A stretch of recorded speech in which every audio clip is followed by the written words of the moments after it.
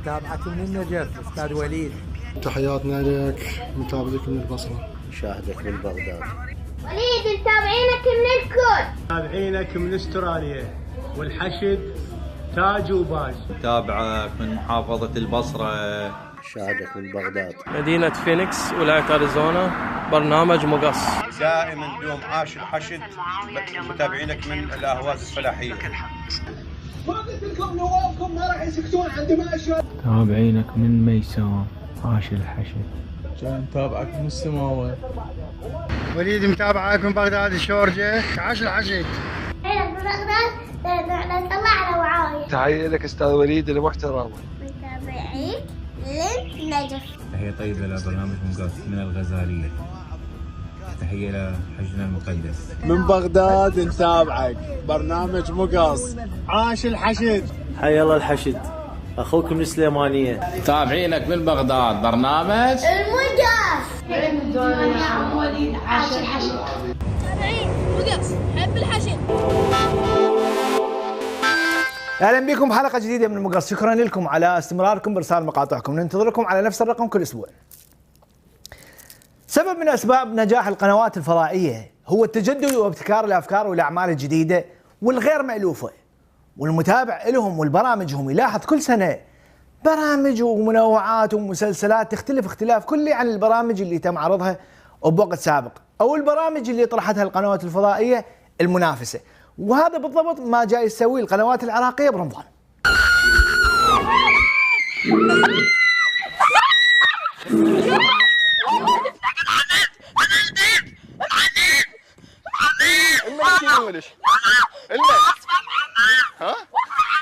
المن الشيلين. المن الشيلين. من هذا شنو؟ هذا جريدي. ها؟ جريدي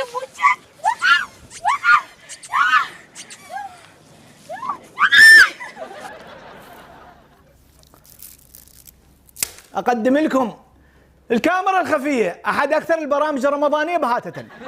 تحاول تستوعبه، سوي نفسك مستمتع، بس يبقى طعم البهاته طافح من الشاشه. تفعص وترقع البلازما بالنفاضه، تشط لك البهاته من الموبايل. واحد يركض ورا بنيه بالجريدي. مش فاهم يعني ايه اللطيف؟ بطلنا رجعونا على فرقه تشارلي البغدادي وفعاليه المربعه، حتى لو عبر الاكسباير مالتها من خمسينات القرن الماضي، بس ارحم من هذا جالي. يا برمضان الدكتور وي رمضان يا البزاز ورمضان. حج رمضان حج رمضان بالعيش السوي بالعيش السوي. عين عليك بارده ابو مصلحه، ابو ما ندري عجبا هذا الرقص. حشر مع الناس عيد لو حصل له شيء من قناه الشرقيه ومن مكارم الاستاذ الفاضل سعد البزاز ابو اليد البيضاء ونصير الفقراء.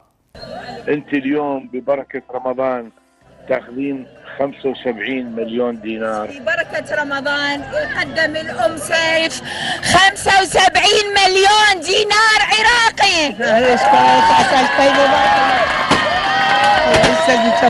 الحمد لله. صراحه انا صار لي 10 ايام عفت الصلاه واحسب مكارم الاستاذ سعد البزاز اللي كل يوم اشوفه يوزع بيها ما بين 60 الى 80 مليون. يعني منا لما يخلص رمضان ابو سعود موزع له بحدود ل 3 مليار دينار عراقي، وبدون ما حد يقول له من اين لك هذه الاموال وشنو مصدرها، باعتباره مالك قناه فضائيه وعنده اعلانات وعلاقات قويه بالسياسيين وحبايبهم. ومثل ما سمعنا قبل فتره عن تبرع الاستاذ نور زهير له ب7 مليون دولار، بينما المواطن العادي ينبشون ابوه بالاسئله اذا اشترى على بيت او سوى له فد مصلحه، من ما يلتفي يلقى جهه تحاسبه من اين لك مصدر الاموال؟ والله ما له واحد يدك روحك. والله بعدين ابو الطيب انت مساعد ليش مركز بس على الوسط والجنوب؟ فقراء الاقليم ليش ما حد منكم يوصلهم؟ ليش ما حد يفتح لهم باب يطرحون بيها معاناتهم؟ أهلا وسهلا بكم أعزائي المشاهدين في نبض الإنسانية. الكل تتكاتف في هذا الشهر الفضيل حتى نقدر نساعد عدد كبير من العوائل، لأن من يكون إحساس الشخص المحتاج بأنه أكو منه يهتم به ويرعاه ويحس بمعاناته، يكون عنده أمل ويحس بالأمن والأمان. طبعا هنا ست هيفاء الحسيني من كثر صفاء النية لعمل الخير وهي لابسة أبيض تحس شوية ويطلع لها جناحات. عظمة على عظمة يا سيد. عيب لك عيب. اي نعم لازم الكل تتكاتف وتتعاون وتتشارك حتى الروح الإنسانية تتعزز وتبقى جسور الأمل ممتدة بين الناس. بس قبل أي خطوة نسويها لازم أهم شيء ما ننسى نصبغ شعرنا باللون الثلجي ونلبس أبيض مثل ست هيفاء الحسيني اللي ما أدري ليش من شفناها تذكرنا غاندالف. بس الفرق ست هيفاء توصل للمحتاجين بسيارة مو حصان. ولو هي حتى سيارة ما تحتاج باعتبارها مخصصة للمحتاجين الكرد داخل إقليم كردستان مو برا. يعني حتى التمكين ما عدى وديها للطريق. والله يعني نقدر نساعدك احنا يعني. احكي لي على وضعك. مشتاق ودي اشنق نفسي. والله حالتنا كلش تعبانه. زين هذه الايام رمضان شلون تمشون الوضع؟ الناس الخيره، الناس الطيبه يشوفوك. والله عمري ما انتهت بعد. يعني مرات يجي مرات لا. مو سهل يعني الله بس الله والام هي. الله يعطيك الصحه والعافيه. اتمنى يعني امنيتي. وهاي قاعد تطلع مي والله هالشتاء اسئله هاي جواني حتى بارد ورطوبه. احنا يشرفنا ويسعدنا تقبلين من عندنا هاي الهدية الرمزية واللي هي عبارة عن فانوس البركة تثمينا لدورك بنشر فرق إغاثة الفقراء والمحتاجين في جميع أنحاء العراق ما عدا إقليم كردستان. لا يروح بالكم بعيد، ندرب تفكيركم، عبالكم ست هيفاء ما وصلت للفقراء مال أربيل حتى تغطي على دكتاتورية وفساد بوق العالة الحاكمة. هي مش دي الحقيقة، مش ده الواقع. لا طبعا، بس لأنه المستوى اللي عايش به الكردي أعلى من مستوى المواطن السويسري. ست هيفاء شافت مناطق الوسط والجنوب أولى.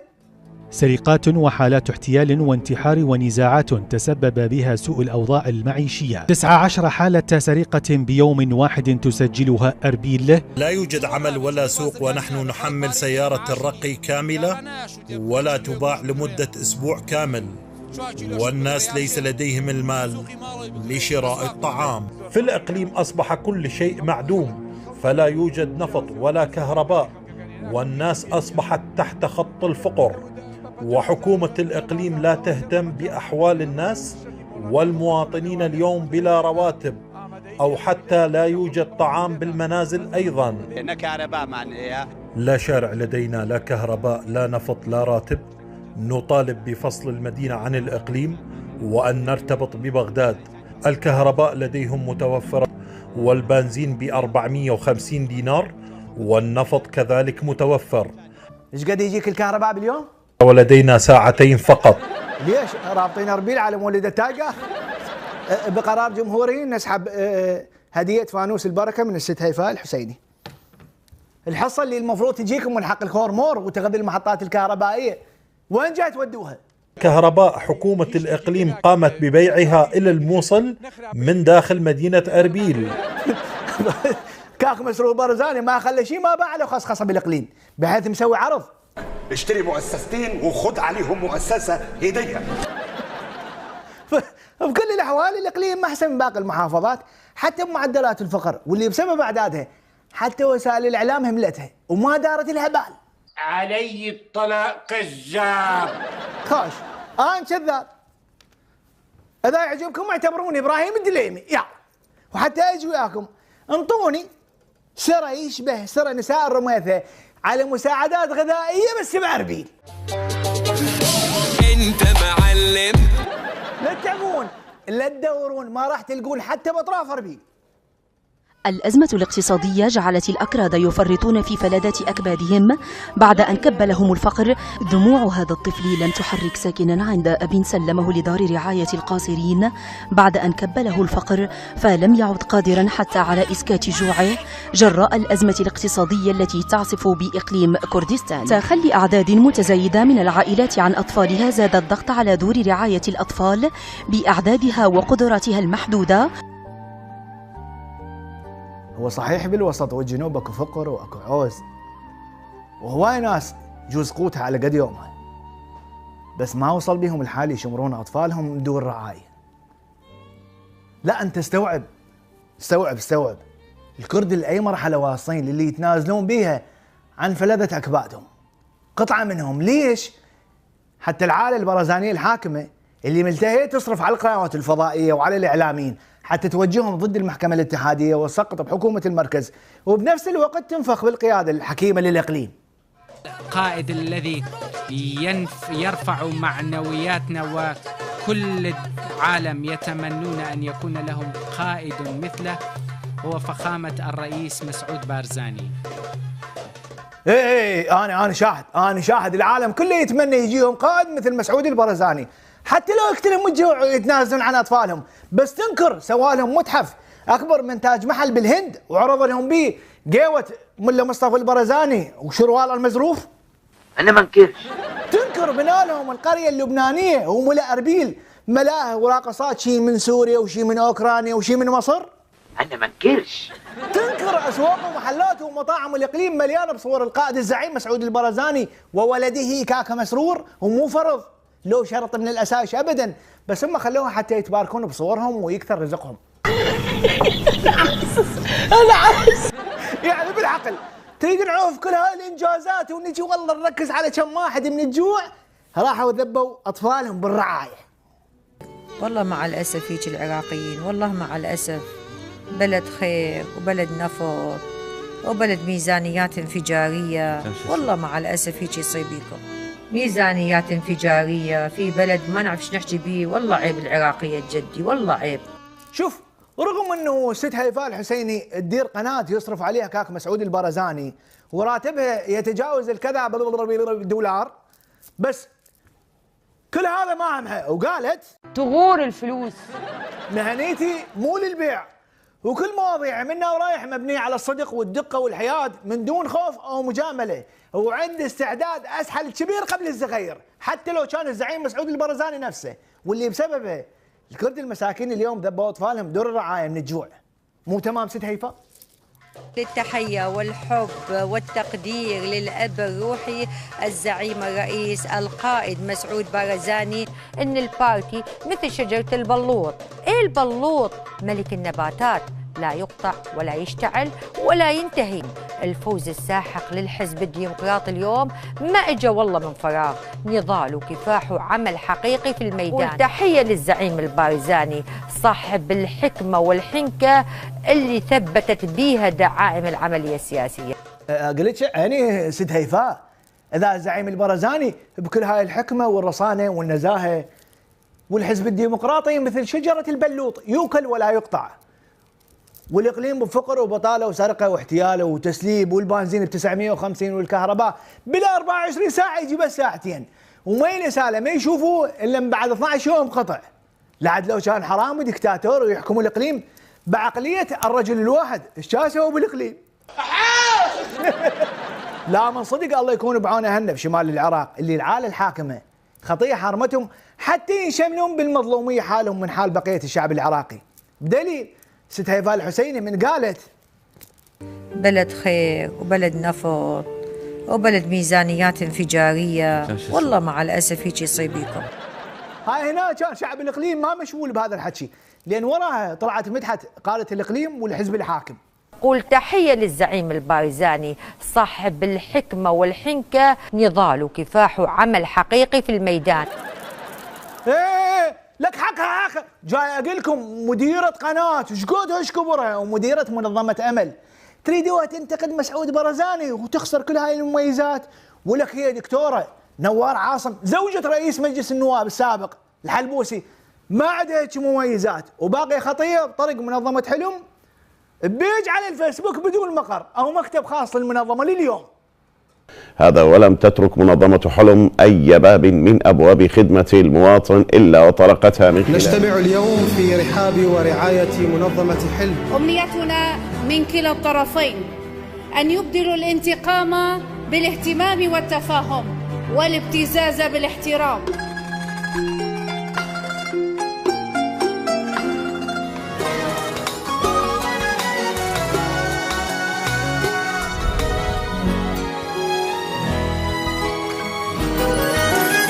هذا وتفتتح المنظمة فرعها الجديد في مدينة رمادي بمحافظة الأنبار.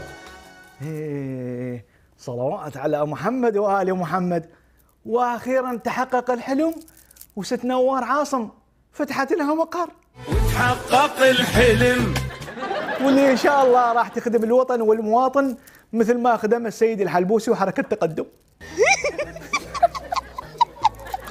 وخصوصا انه منظمه حلم منظمه مستقله ما يتدخل بشغلها حتى الحلبوسي نفسه. هسه تقول لي لا عاد منو متكفل بمصاريف المنظمه وهاي المؤتمرات اللي ضيوفها وزراء ونواب وممثل متحده؟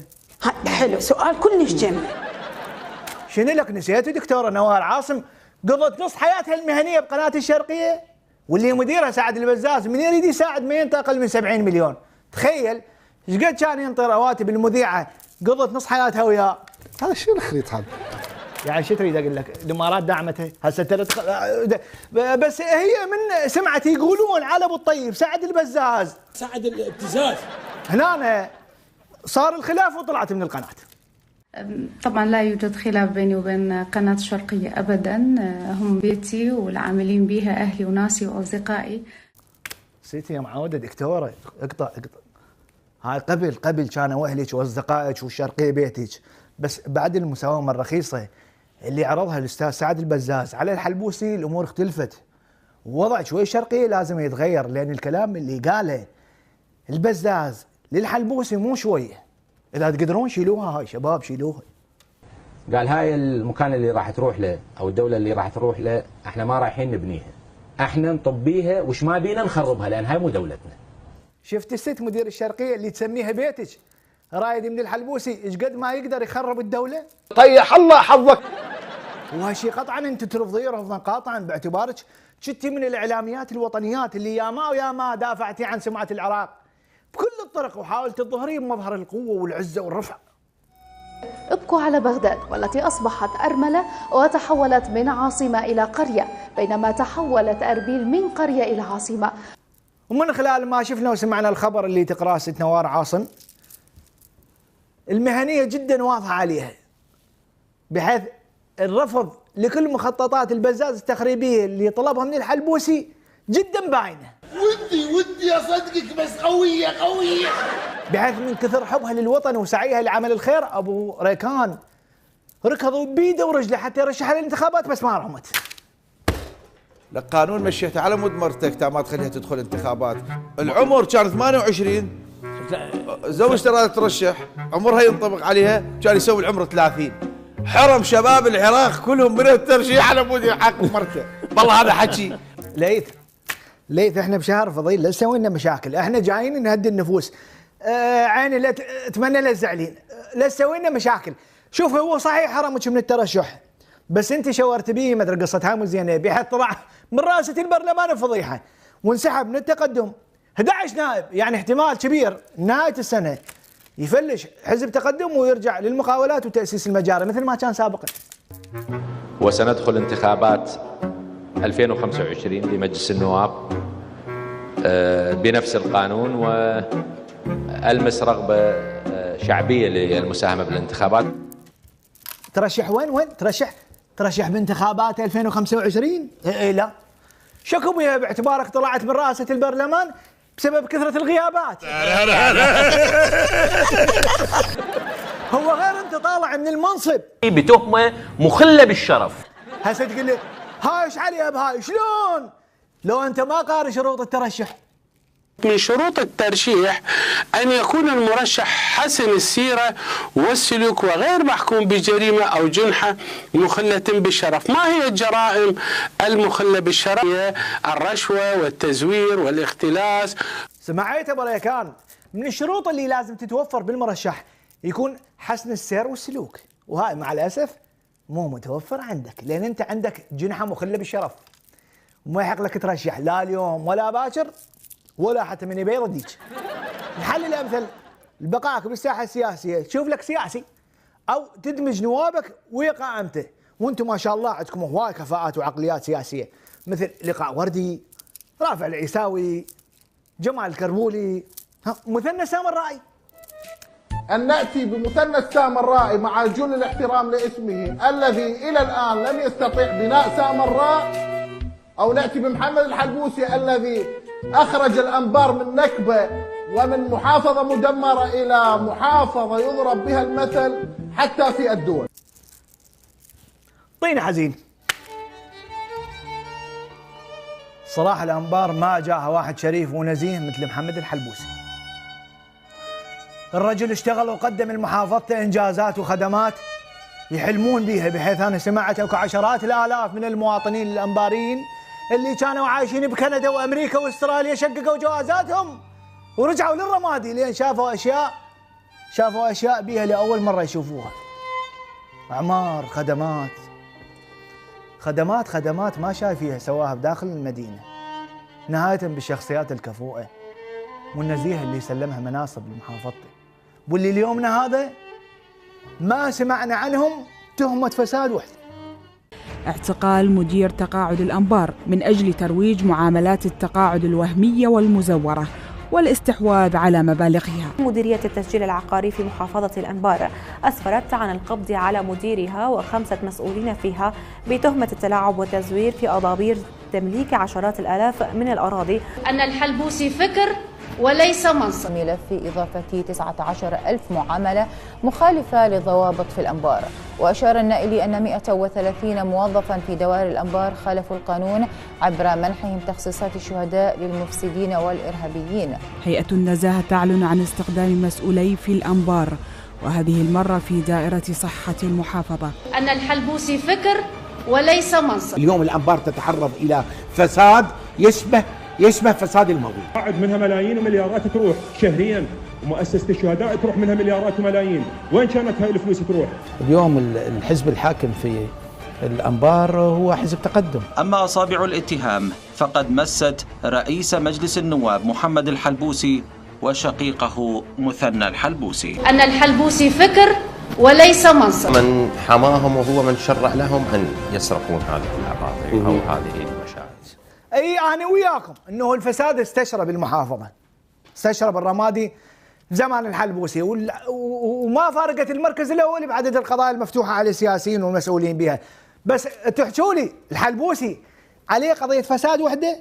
لا، الحلبوسي طلع وراه شيء حتى نقول له من اين لك هذا؟ لا، هو خطيب طرق القصر هذا اللي يشبه بنايه مجلس النواب، اللي الحلابسه كلها تتباهى به، لان الوحيد اللي يملك قصر هو ابو ريكان. اما البقيه فنصهم لو قاعدين بالايجار مثل مثنى اخو الحلبوسي، لو زراعي مثل ابن عمه هيبه الحلبوسي. واللي ما تقدر تاخذه بالرضا تحصله بالزعل. برئيس كتله التقدم النيابيه ورئيس لجنه النفط والغاز والثروات الطبيعيه الشيخ هيبه الحلبوسي، حياك الله شيخ. حياك الله ومرحبا بك. والله يلعن يومه يلمع، يلعن يومه جديد مو مستعمل. يابا ما شاء الله محمد الحلبوسي وهيبه الحلبوسي تقول مشتري دريسات مو قصور. قال لي من تعجج الدريه تغسلوه بصونده وما كنت سخوص مثلنا لو يجيبون الاطفاء. اما اذا رحت لهم خطار تلقى كيات بالباب يصيحون صاله يا صاله يا صاله، مضيف بنص هاي الهوسه تطلع لك مره اقول لك خاله من يركبون المطبخ بيت هيبه.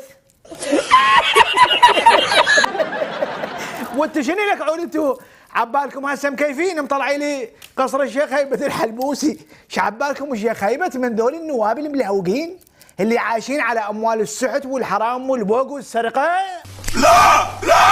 لا الظاهر انتو ما مر عليكم سيره حياه الشيخ هيبه الحلبوسي وشنو تاريخه التجاري قبل ما يقتحم مجال السياسه. أنا ابن خير قبل ما أطب العمل السياسي. احنا الله منطينا أكبر من مثل ما يقول من دخولنا في العمل السياسي في هذا الموضوع. طيب. وعندنا المادة وهاي التفاصيل ما تعني لنا شيء. يا معاوة شيخ انت صدق جاي تحكي وترد على ذولي بالله؟ ليش هو اكو واحد ما يعرف انك كنت مشارك بالقدس بشركة مايكروسوفت للبرمجيات؟ لو اكو واحد يذكر انك واحد من امهر وابرع المهندسين وتعتبر اليوم واحد من ضمن 100 مهندس غيروا اوجه العالم. شيخ المعرف لا يعرف، انت واموالك واستثماراتك وصلت لابعد مناطق اسيا وافريقيا وكل العالم يشهد بيها. السيد هيبة الحلبوسي باشر بتحويل املاكه الى شقيقه السيد مروان حمد الحلبوسي حتى يخلص من المساءله. هاي الاملاك ايش قد تقريبا؟ فقط 7 عمارات و20 منزل و23 قطعة سكنية وما أعرف بعد وياها ربما أكو أشياء أخرى. ليش وهي هاي ال7 عمارات وال20 بيت وال23 قطعة عبالك إله والأولاد جابها من خلال صفقات الفساد ومؤسسات دوائر الأنبار؟ مال لا يوقف باوع. هاي العقارات الشيخ هيبة الحلبوسي مؤتمن عليها لشيوخ ورجال أعمال أغنياء بالأنبار طفروا من الربادي بأيام داعش، باعتبار شيخ هيبة الحلبوسي وابن عمه أبو ريكان الوحيدين اللي بقوا كتف بكتف على الساتر والبيكيسيات خطية على ظهورهم يقاتلون داعش لغاية آخر أيام النصر. السيد الحلبوسي كان محرر؟ كان موجود بالأنبار آنذاك؟ كانوا أعضاء في جماعة أخرى. الحل اللي هم رشحوا مع جمال كربولي، يعني لهم فضل بتحرير هذه المدينة؟ أنا هذا سؤالي. لم يشاركوا أصلا. هذا سؤالي فقط، على مود أتجاوز هذا. لم يشاركوا أصلا، وإنما أنا أقول لك كانت معاناتي من أصلا، يعني أنا قلت لهم أنتم كمجلس، يعني لما كانت محافظة وبها مجلس عندهم طلبات مو منطقية يريدون تعويض لهم. قلت لهم يعني بصراحة مرة حكيت، قلت يعني لو ما عندي احترام للمجموع يمكن كنت طردتهم. قلت لهم أبناء المحافظة بالخيام وما لهم مكان ومهددين، اكو قسم تحت سيطرة داعش، طالبون تعويض لكم الشخصي لأملاككم. اللي قهرك انه هذول اللي يحكي عليهم العبادي صاروا اليوم رؤساء احزاب وزعماء كتل وعندهم جماهير عريضه تهوس لهم وتهتف باسمائهم وتحتفل بيهم، ونسوا انه السياسيين ذولا هم اول من عافهم عرضه للمساومه والابتزاز بمخيمات اللجوء دول المهجر. يعني كانما الدنيا تمشي بالعكس، الزين والخوش هذا ما حد يريد، والحرامي والارهابي كلها تستقبله وترحب به وتطلق عليه تسميات. مثلا كما يسرني باسم الجميع الترحيب بفخامة السيد أحمد الشرع رئيس الجمهورية العربية السورية. فخامة منو؟ بفخامة السيد أحمد الشرع. ايه لا يستاهل ابو محمد الجولاني يسموه فخامة الرئيس احمد الشرع.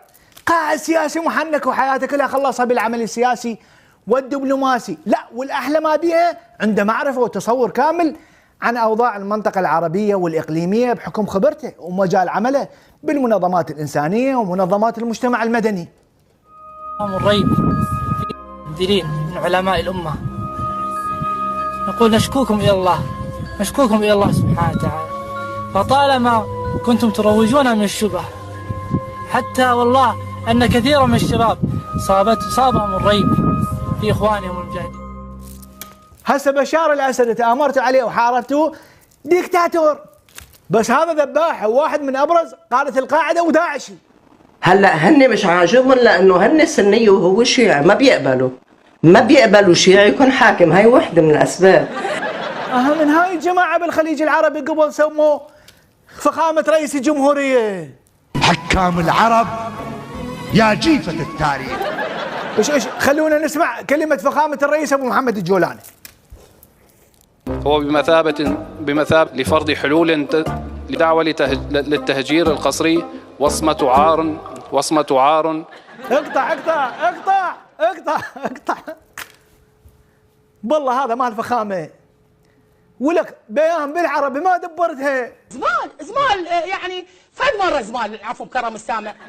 ولكم هذا رجال اعمال ميدانية حياته كلها خلصها بالعبوات الناسفة والسيارات المفخخة، انطيه يجند ارهابيين يهرب وانتحاريين، روح قلب هاي السوالف. وين قضايا الامة العربية شباب؟ من الاخير اضربوا لي الكلمة بالخلاط وانطوني الزبدة باختصار، ما ابي حد اضل ادور وراها. أننا على استعداد تام للمساهمة في كل الجهود الإنسانية السياسية والدبلوماسية لإغاثة أهل غزة والضغط على المجتمع الدولي من أجل وضع حد لهذا العدوان. تدرون هاي القمة العربية كانت تبكي لها على رئيس عربي مثل أبو خليل، حتى أول حكاية يقولها الجولاني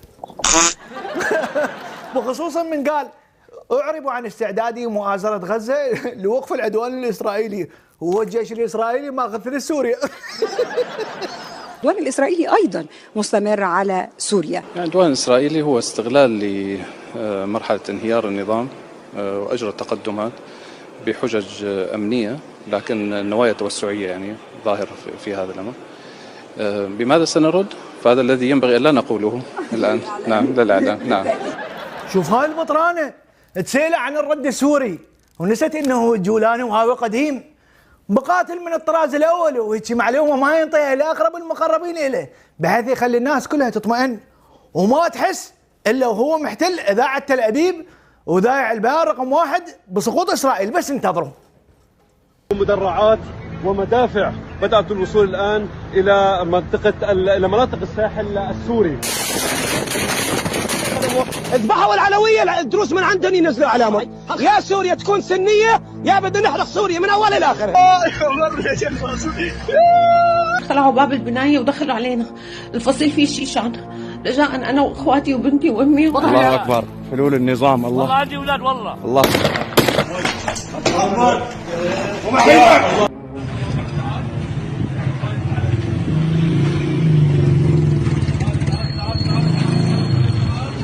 زحف زحف زحف. عمليات تجميع لمدنيين وإعدام جماعي وترك للجثث.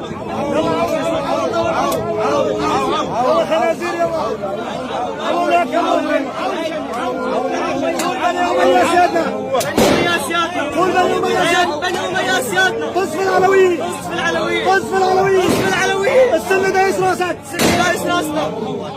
كان في بسوريا محافظة اسمها بانياس، نصها علوية ونصها سنة. هلا اليوم صار نصها سنة ونصها تلاوية. الساحل السوري على وقع إعدامات طالت مدنيين علويين، صور لمدنيين تم قتلهم بالرصاص الحي في منطقة الساحل السوري. كان في قديم الزمان مدينة هنا اسمها جبلة عن سلاف. عمليات إعدام جرت بحق هؤلاء المدنيين في ريف اللاذقية الشمالي.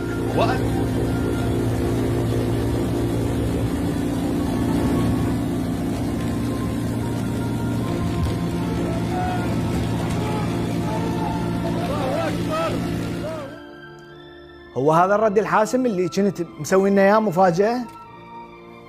تعوف الغريب اللي محتل ارضك وبلدك وتروح تستفرد وتستقوى على الاطفال والنساء وكبار السن السوريين الابرياء اللي لا حول لهم ولا قوة وتسوي بهم ابادة جماعية لمجرد انه يختلفون عن طائفتك، ومع ذلك يسموك بفخامة السيد أحمد الشرع. شوف هم صحيح قلموا لك لحيتك ونزعوك العصابة اللي على راسك ولبسوك بمكانها ربطة عنق لتجميل ملامحك وإخفاء آثار التطرف والإرهاب من عليها، بس نسوا أنه عقليتك أكثر تطرف وشؤم من مظهرك. ورغم أنه صغير قبل الكبير يعرف حقيقتك، بس الكل غلست وقامت تطبل تتغنى بخطابك. وتصرف الجولاني بسماحة وبأخلاق وبشعور بالمسؤولية في بلده ومع شعبه ومع خصوم الأمس من الطوائف الأخرى ومن المحسوبين على النظام ومن قادة النظام بطريقة محترمة.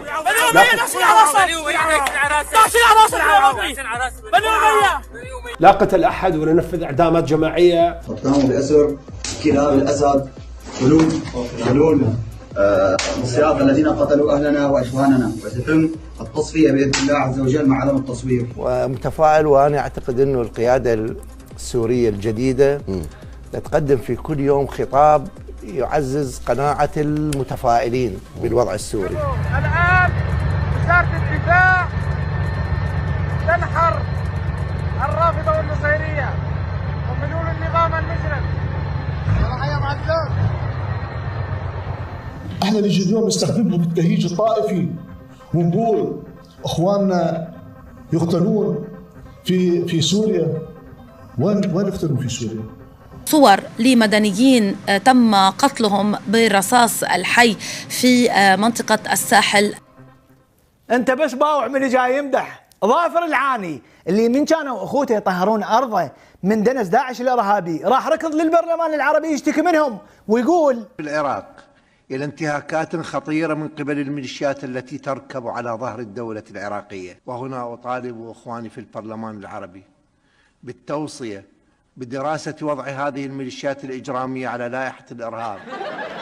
بينما اليوم هو متفائل بالجولاني وهيئة تحرير الشام رغم مجازرهم، ويقول أنا يعني مرتاح لما حدث ومتفائل، وأنا أعتقد أنه القيادة السورية الجديدة تقدم في كل يوم خطاب يعزز قناعة المتفائلين بالوضع السوري.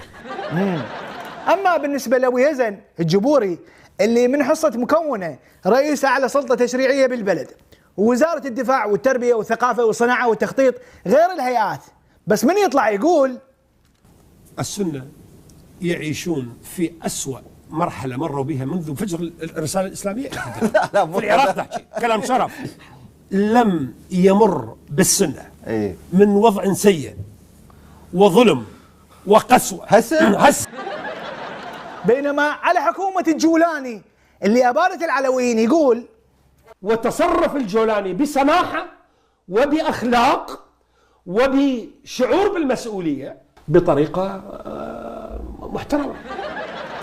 أما أبو سرمد اللي من كانت القوات الأمنية العراقية تقاتل داعش عنه وعن أهله كان يطلع يقول لمفاتحة مجلس الأمن الدولي بما يجري من حرب إبادة جماعية بحق المدنيين العزل، كما نعلن عن حقنا وحق المدنيين الأبرياء في ملاحقة كل قادة الميليشيات على جرائمهم بحق الفلوجة وأهلها. بس شو من قلنا له ترى الجولاني وهيئة تحرير الشام جاي يقتلون بالشعب السوري. وين يقتلون في سوريا؟ عم السوريين متفاهمين فيما بينهم، ليش بدنا نهيج بيهم؟ الله على انسانيتك وحنيتك وطيبه قلبك. فعلا لا صحيح، السوريين قلب على قلب حاليا وماكو اي خطاب طائفي بيناتهم، ليش تهيجوهم؟ علوية تطلع برا.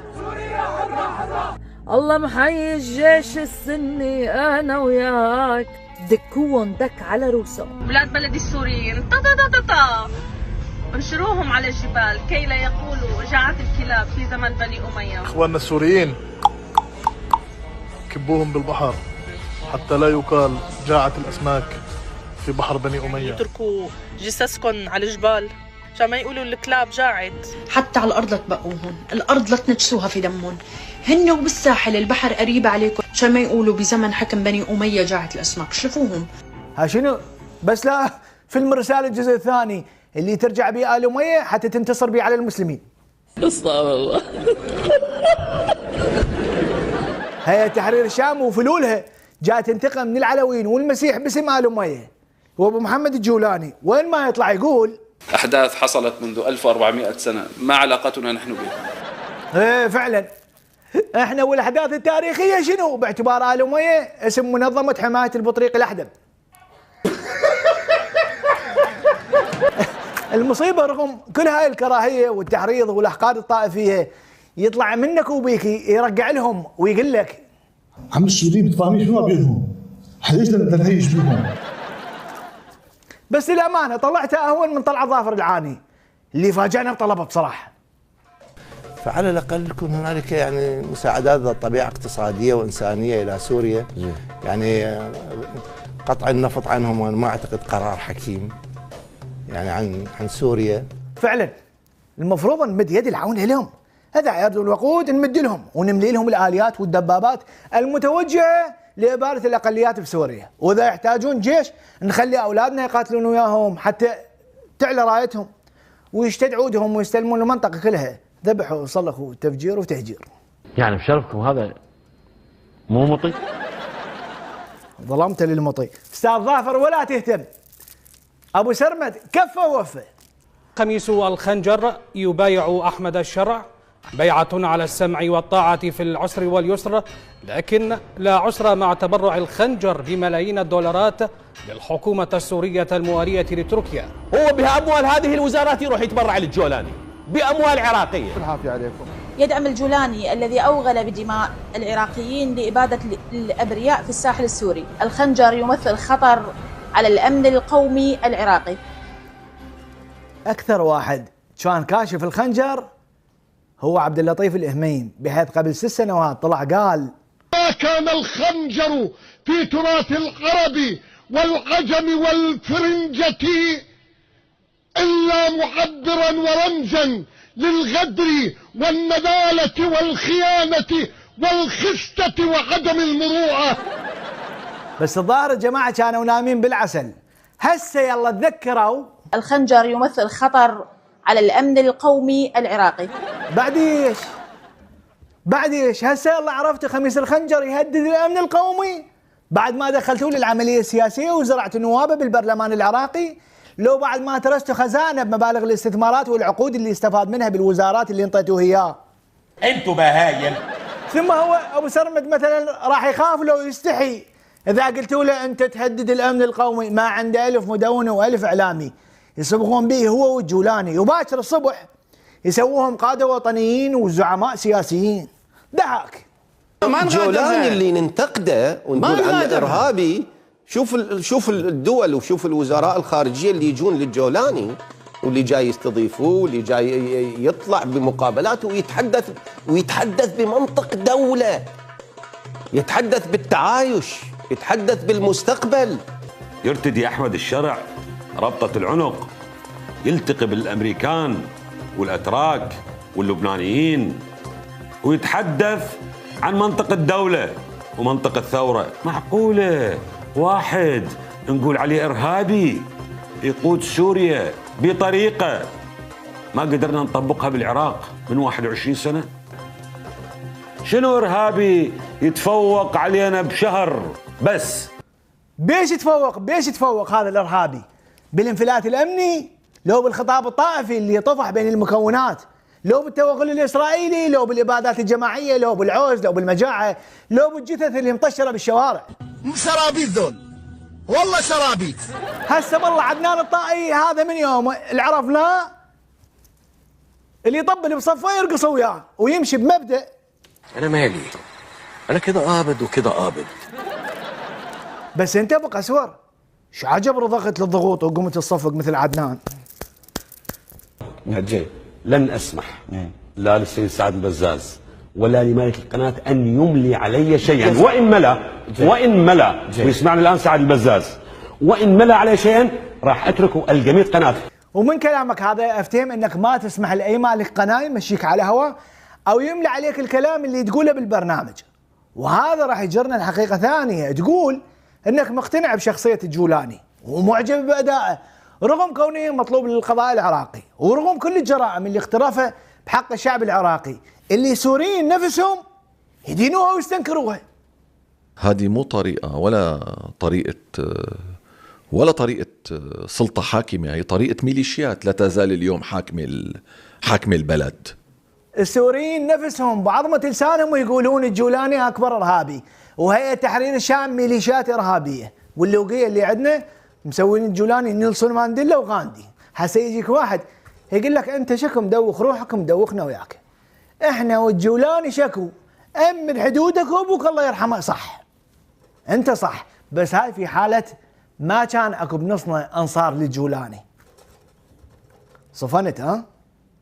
داك احتفالات السوريين في أربيل بسقوط النظام في بلدهم ما زالت مستمرة.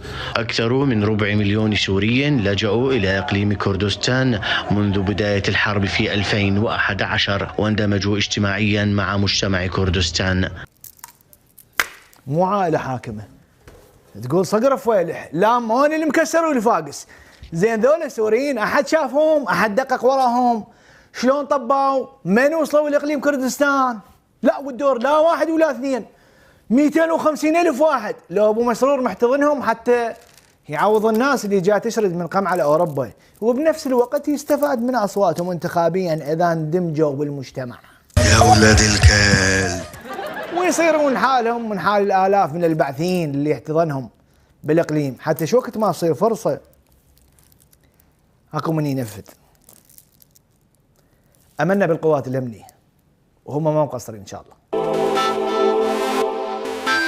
مثل يتيم علي ينطبق على السوريين اللي احتضناهم من سنة 2011 ليومنا هذا، وعاملناهم مثل ما عاملنا أولادنا، وفتحنا لهم بيوتنا ومحلاتنا ومصالحنا حتى يشتغلون بيها ويعيلون نفسهم وعوائلهم منها، رغم البطالة ورغم قلة فرص العمل لشبابنا وأولادنا وخريجينا.